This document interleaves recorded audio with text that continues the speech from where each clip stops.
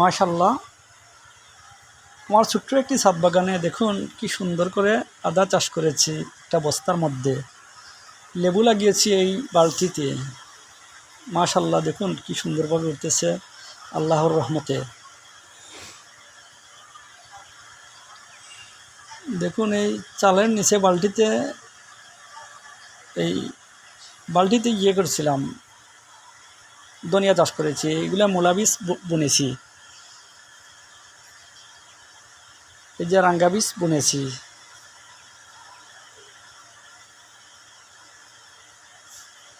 এই এই এই বালে টবে বড় গাছ লাগাবো ইনশাল্লাহ। আর এই যে জিঙ্গার চারা করেছি, এখানেও রাঙ্গা বীজ ছিটিয়েছি। এই যে লাই শাক বালতিতে, মাশাল্লাহ অনেক সুন্দর হয়েছে।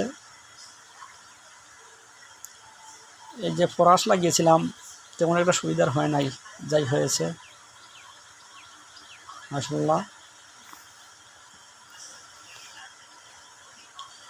এই যে লাই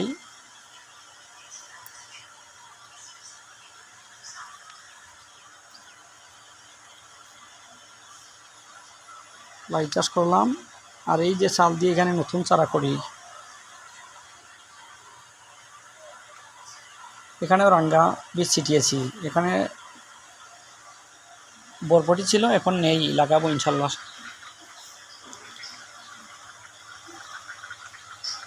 আর এইটাও লাগাবো ওই চালের নিচে। ওই যে পান